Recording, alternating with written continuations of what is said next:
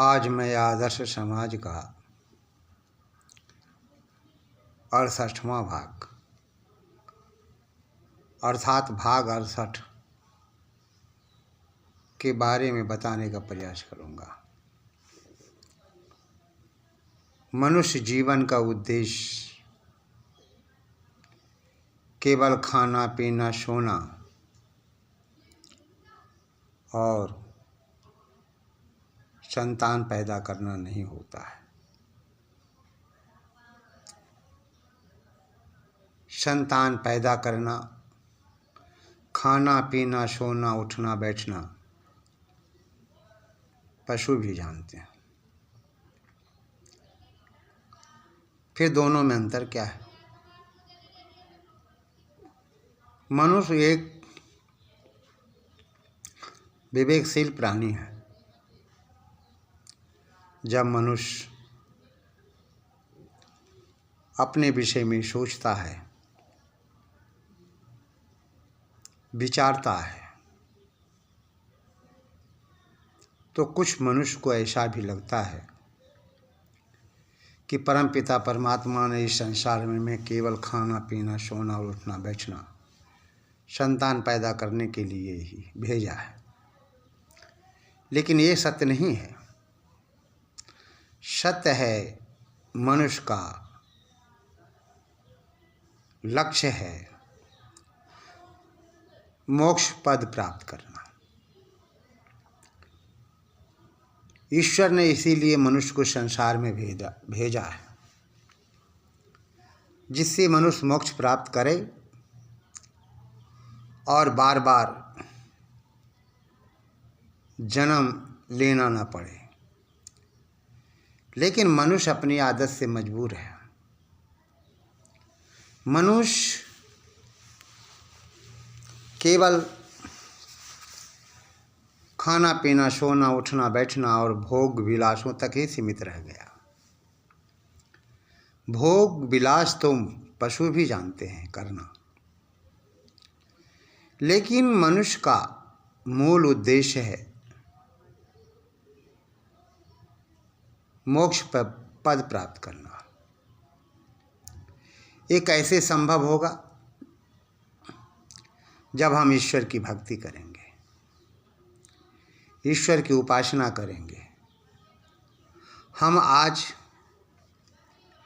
ईश्वर की उपासना से दूर होते जा रहे हैं। जो मनुष्य यह सोचता है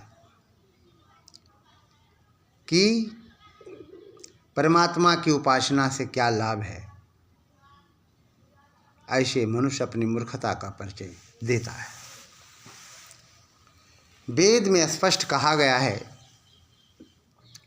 मनुर्भव, अर्थात हमें मनुष्य बनना चाहिए, लेकिन हम मनुष्य नहीं बन पा रहे हैं।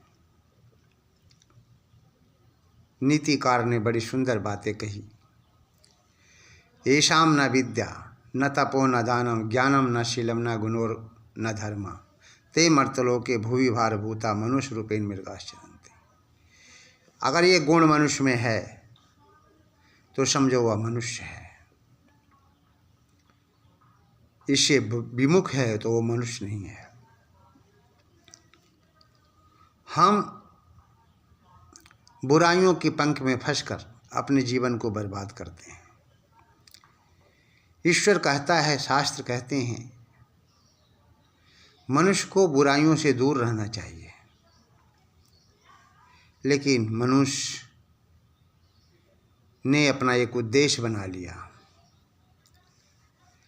कि किसी दूसरों को उजाड़कर, किसी गरीब की झोपड़ी को उजाड़कर उसकी जगह महल बना लेना। क्या यह सही है? सही नहीं है।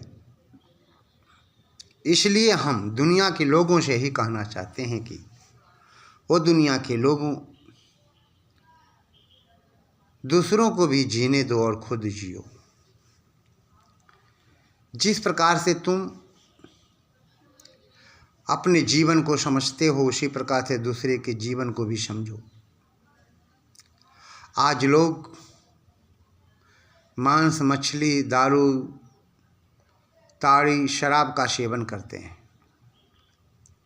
लेकिन ये मनुष्य का लक्ष्य नहीं है, ये मनुष्य का उद्देश्य नहीं है, ये मनुष्य का खाना पीना नहीं है। मनुष्य का जीवन तो इतना पवित्र है, इतना पवित्र है, इतना पवित्र है, कहा भी नहीं जा सकता। ईश्वर ने मनुष्य का जीवन पवित्र बना करके इस संसार में भेजा, लेकिन मनुष्य अपने दुष्कर्मों के आधार पर अपने जीवन को बिगाड़ने के अलावा तपाता नहीं है। ईश्वर की भक्ति से जीवन तपता है। सूरज की प्रकाश से मनुष्य का जीवन तपता है। जब ईश्वर की भक्ति से मनुष्य अपने जीवन को तपा लेता है तो उसे एक नया रास्ता मिलता है। जिस प्रकार से सोने को गलाया जाता है, सोने को गलाने के बाद उससे कनवाली, अंगूठियाँ, कंगन आदि बनाए जाते हैं। ठीक उसी प्रकार से जब भक्ति रूपी भट्ठी में मनुष्य तपता है अच्छी तरह से, तो उसका जीवन कुंदन बन जाता है। आपने देखा होगा लोहार को, लोहार क्या करते हैं, पहले लोहा को तपाता है। लोहा को तपाने के बाद जब वह लाल हो जाता है तो फिर उसे गरम करके नरम करके फिर उससे हथौड़ियाँ, कैंची, हसिया आदि बनाते हैं। जब तक लोहा गर्म नहीं होगा, लाल नहीं होगा, तब तक हम उससे कुछ नहीं बना सकते। ठीक उसी प्रकार से मनुष्य का जीवन तपता है। जब मनुष्य अपने जीवन को तपाता है तो कहना है क्या, फिर वो तपता ही चला जाता है, उसे एक नया रास्ता मिलता है। जब मनुष्य को एक नूतन रास्ता मिलता है, एक नया रास्ता मिलता है, तो कहना ही क्या है, उसका जीवन फिर महान बनना शुरू हो जाता है। संसार में अनेक लोग आए, अनेक पुरुष आए, सबों ने अपने जीवन को तपाया है। जिसने भी अपने जीवन को तपाया उसका जीवन महान बन गया। मनुर्भवः, ईश्वर ने हमें संसार में मनुष्य बनने के लिए भेजा, लेकिन हम मनुष्य नहीं बन पा रहे हैं। मन की तरंगे मार लो, बस हो गया भजन। मन की तरंगे मार लो, बस हो गया भजन। आचरण अपना सुधार लो, बस हो गया हवन। जब तक मन मनुष्य के नियंत्रण में नहीं होता है, तब तक मनुष्य अपने लक्ष्य को प्राप्त नहीं कर सकता। मन अत्यंत चंचल है, चलायमान है। जब यह मन किसी चीज़ पर पहुंच जाता है तो मनुष्य की बुद्धि फेल हो जाती है। इसीलिए तो कहा गया, बुद्धि को सही करने के लिए हम गायत्री मंत्र का पाठ करते हैं, वेद मंत्र पढ़ते हैं, जिससे हमारी बुद्धि पवित्र रहे। और जब मनुष्य की बुद्धि पवित्र रहती है तो कहना ही क्या है, मनुष्य का जीवन बनना शुरू हो जाता है। तो हमें पहले अपने जीवन को तपाना होगा, तब हम कहीं अपने लक्ष्य की ओर बढ़ सकते हैं, अपने लक्ष्य को प्राप्त कर सकते हैं। मन अत्यंत चंचल है। एक दिन एक बालक किसी दुकान पर पहुंचा। छोटा सा बालक था, मुश्किल से 8-10 साल का होगा। दुकान पर जाने के बाद उसने देखा अनेक प्रकार की मिठाइयाँ को, लड्डुओं को देखा, रसगुल्लों को देखा, जलेबियों को देखा, उसके मुंह में पानी आ गया। वह अपने पर कंट्रोल नहीं कर पाया, उसकी बुद्धि भ्रष्ट हो गई। वो सोच नहीं रहा था, समझ नहीं पा रहा था, मैं करूं तो क्या करूं। फिर वह निराश होकर के वहाँ से चला। पहले दुकान पर था, देखा यदि मैं चुराता हूँ तो मेरी मार पड़ती है। फिर वहाँ से चलने के बाद जब अपने घर पहुँचा, वहाँ पहुँचने के बाद उसने अपने पिताजी के जेब टटोला, उसमें एक भी रुपया नहीं था। माँ के बक्सों को भी तोड़ा, एक भी रुपया नहीं था। निराश होकर के वह लौट आया और उसने ये बना लिया मन में कि हमें लड्डू खाने हैं, रसगुल्ले खाने हैं, चाहे जैसे खाएं। कुछ देर तक खड़े रहने के बाद उसने क्या किया, भीड़ तो बहुत थी, अपने हाथ को बढ़ाया, एक रसगुल्ले लिया, 2 लिया, 3 लिया, 4 लिया, 5 लिया। इस प्रकार से रसगुल्ला लेना प्रारंभ किया और अपनी जेबों को भरना शुरू किया। एक जेब रसगुल्लों से भर गया, इच्छा और बढ़ी। उसने बर्फ़ी पर हाथ लगाया और फिर बर्फ़ी को भी चुराना शुरू किया। बर्फ़ी को चुराने के बाद जब बर्फ़ियों से दूसरा जेब भर गया तो फिर उसकी इच्छाएँ बढ़ी और बढ़ने के बाद फिर उसने जलेबी पर हाथ लगाया और जलेबी पर जैसे ही हाथ लगाया वैसे ही दुकानदार ने देख लिया, उसे पकड़ा, अपने पास लाया। लाने के बाद देखा जेब भी रसगुल्लों से भरा हुआ है, दूसरा जेब भी बर्फियों से भरा हुआ है और उसकी पिटाई कर दी।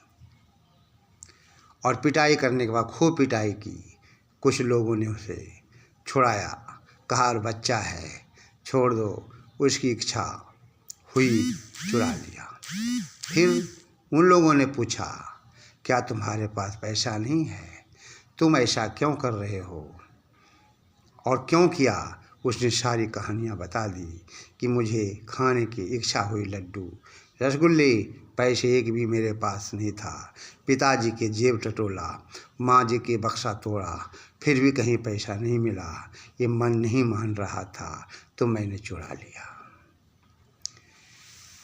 इतनी बात सुन करके सभी लोगों ने कहा कि चलो इसे छोड़ दिया जाए। उसे छोड़ दिया गया। कहने का मेरा मतलब यही है कि ये मन अत्यंत चंचल है।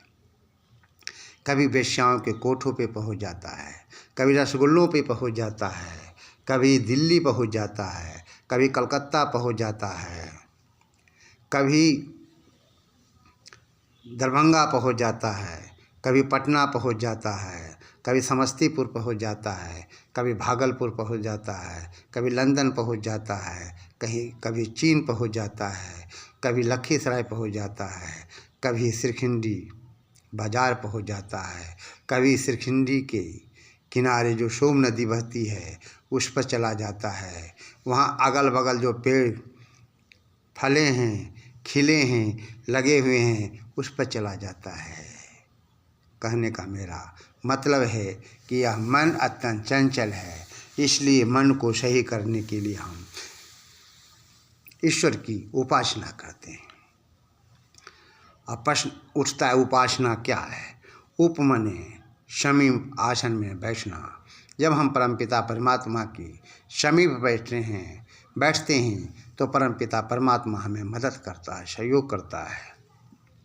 जिस प्रकार से हम समुद्र के किनारे बैठते हैं और हमें आनंद की अनुभूति होती है, जिस प्रकार से हम ठंडी के दिनों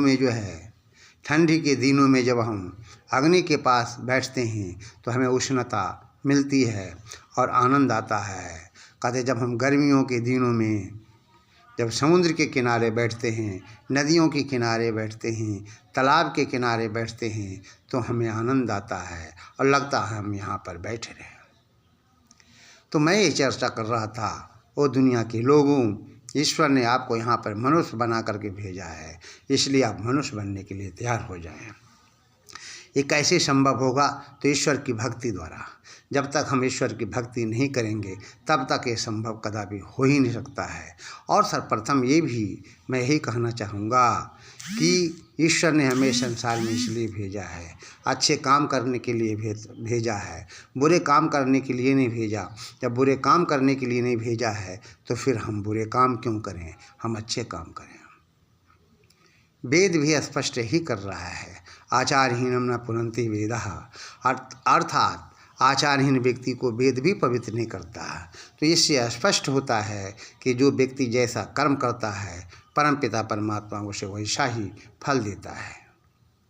इसलिए हमें अच्छे कर्म करना चाहिए, बुरे कर्म कदापि नहीं करना चाहिए। जो मनुष्य बुरे कर्म करता है उसका परिणाम हमेशा गलत होता है। जो मनुष्य बुरे काम करता है उसका परिणाम हमेशा गलत होता है। इसलिए ईश्वर ने हमें संसार में मानव तन दिया है, मानव जीवन दिया है अच्छे कर्म करने के लिए। हमें अच्छे कर्म करना चाहिए। गीता भी यही कहती है, शास्त्र भी यही कहते हैं, कर्म करो। अब प्रश्न उठता है कैसा कर्म हम करें? तो हम शुभ कर्म करें। जो मनुष्य जैसा कर्म करता है उसी के अनुसार उसे फल मिलता है। यदि कोई व्यक्ति ये चाहे कि हमने बबूल रोपा है, बबूल लगाया है, बबूल की जगह हमें आम का फल मिले, तो ये कदापि संभव नहीं हो सकता है। और ये भी हम कहना चाहेंगे, ईश्वर, जीव और प्रकृति ये तीन अनादि सत्ताएं हैं, ये कभी नष्ट नहीं होती है। और संसार में जो भी पैदा लिया है सबको नष्ट हो जाना है, इसलिए हम उस ईश्वर को कभी नहीं भूलें। और जो व्यक्ति ईश्वर को भूल जाता है उसके जैसा संसार में कोई नालायक नहीं है। क्योंकि ईश्वर ने हमें इतना सुंदर तन दिया है, इतना सुंदर जीवन दिया है, लेकिन हम जीवन को नहीं पहचान पा रहे हैं। हमें क्या करना है? तो प्रश्न ये उठता है कि मनुष्य जीवन को सही करने के लिए, बरकरार करने के लिए, मानव जीवन को पवित्र करने के लिए हमें क्या करना है? वेद मार्गों पे चलना है। जब तक हम वेद मार्गों पे नहीं चलेंगे तब तक हमारा कल्याण नहीं हो सकता है। और ये कल्याण कैसे होगा? जब हम आदर्श समाज के सिद्धांतों को अपने जीवन में अपनाएंगे। जब तक हम आदर्श समाज के सिद्धांतों को अपने जीवन में नहीं अपनाते हैं तब तक हम मनुष्य कहला नहीं सकते, हम आदर्श मनुष्य नहीं बन सकते हैं। इसलिए आदर्श मनुष्य बनने के लिए हमें क्या करना है? ऋषि मुनियों ने जो हमें मार्ग दिखाया है, ऋषि मुनियों ने जो हमें मार्ग दिया है, हमें उनके पचिन्हों पे चलना होगा। तो दुनिया के लोगों से हमें ही कहना है, वास्तव में ही कहना है कि वो दुनिया के लोगों, यदि वास्तव में तुम लोग जो है अपने जीवन को पवित्र बनाना चाहते हो, अगर हम लोग अपने जीवन को पवित्र बनाना चाहते हैं तो ऋषि मुनियों ने जो हमें मार्ग दिया है हम उन मार्गों पे चलें। जब उन मार्गों पे चलेंगे तो निश्चित हमारा जीवन पवित्र हो जाएगा। और ये मनुष्य तन जो हमें मिला है, मानव का तन जो हमें मिला है, मानव जीवन जो हमें मिला है, वो सार्थक हो जाएगा। ये कैसे संभव है? तो कहा गया कि आदर्श समाज के सिद्धांतों को जब हम अपनाएंगे तो डॉक्टर रविंद्र कुमार शास्त्री सोम के द्वारा जो ये स्थापित आदर्श समाज है, जो कि डॉक्टर रविंद्र कुमार शास्त्री इसके संस्थापक हैं, तो मैं यही कहना चाहूँगा कि वास्तव में आदर्श समाज को आप अपनाएं, आदर्श समाज के सिद्धांतों को अपने जीवन में उतारें और फिर आदर्श समाज क्या कहता है इसे फैलाएं संसार में। क्योंकि विश्व का अपना समाज, आदर्श समाज एक ऐसा समाज है जो सबका निर्माण करता है, समाज को सभ्य बनाता है, राष्ट्र को महान बनाता है, विश्व का कल्याण करता है। सर्वे भवन्तु सुखिनः, सर्वे भवन्तु सुखिनः, सर्वे सन्तु निरामया, सर्वे भद्राणि पश्यन्तु मा कश्चित् दुःख भाग् भवेत्। हे नाथ सब सुखी हो, कोई ना हो दुखारी, सब हो निरोग भगवन, धन धान के भंडारी, सब भद्र भाव देखें, सन्मार्ग के पथिक हो, दुखिया ना कोई होवे, सृष्टि में प्राणधारी। हमारी यही कामना हमेशा रहती है। तो हम यही कहना चाहेंगे कि आदर्श समाज को अपनाइए और फिर अपने जीवन को महान बनाइए। जब आदर्श समाज के सिद्धांतों पे चलेंगे तो ये मनुष्य का जो जीवन है वो सार्थक हो जाएगा, क्योंकि मनुष्य का जीवन अत्यंत पवित्र है। इसे गंदा करने का प्रयास हमें नहीं करना चाहिए और मानव जीवन को सार्थक बनाने के लिए ईश्वर की उपासना जरूरी है। आदर्श समाज के सिद्धांतों को अपनाना जरूरी है। यदि वो